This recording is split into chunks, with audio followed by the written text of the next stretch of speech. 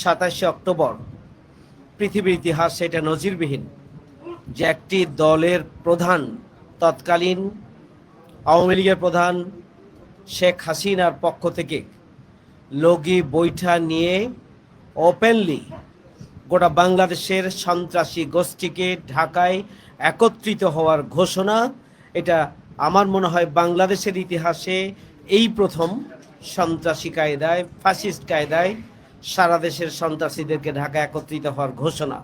এটা বাংলাদেশের শুধু নয়, আমার মনে হয় পৃথিবীর ইতিহাসে সবচেয়েতে প্রথমবারের মতো একটা জঘন্যতম ঘটনা তিনি সংঘটিত করেছেন। 2 নম্বর হচ্ছে 28 অক্টোবর বাংলাদেশের ইতিহাসে নয়, পৃথিবীর ইতিহাসে একটা জঘন্যতম, বর্বরতম এবং সভ্যতাকে বিলীন করে দিয়ে একটা নির্মম হত্যাকাণ্ড সেদিন সংঘটিত করা হয়েছিল।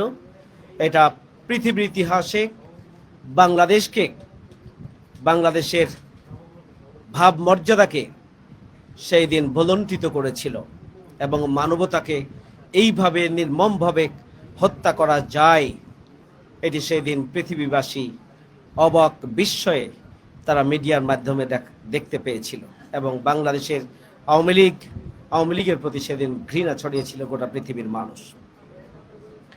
3 নম্বর হচ্ছে আমাদের ওপরে নির্মমভাবে সশস্ত্র কায়দায় সকাল থেকে সন্ধ্যা পর্যন্ত দিনব্যাপী হত্যাকাণ্ড পরিচালনা করা হলো। সশস্ত্র অবস্থায় গুলি, বোমা, লগি বৈঠার নৃশংসতার মধ্য দিয়েও বাংলাদেশ জামায়াত ইসলামীর কর্মীরা এক বিন্দু পরিমাণ পল্টন ময়দান থেকে পিছনে সরে নাই।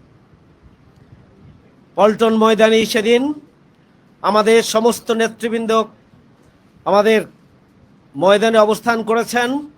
আমাদের নেতৃবৃন্দ এবং জনশক্তি পল্টন সহ আমাদের যে এরিয়া ছিল, আমরা সেই এরিয়া সেদিন ত্যাগ করি নাই। আমরা শুরু থেকে শেষ পর্যন্ত এখানে অবস্থান করেছিলাম। খালি হাতে আমাদের জনশক্তি ছিল, একের পর এক আহত হয়েছে, একের পর এক চোখের সামনে শহীদ হয়েছে, কিন্তু মানব প্রাচীর গড়ে তুলে সেই দিন আমাদের জনশক্তি, আমাদের নেতাকর্মীরা সেই দিন এই পল্টন শুধু রক্ষায় করেনি, বাংলাদেশের অস্তিত্ব সুরক্ষার জন্য একটি জানান দিয়েছিল সেই দিন।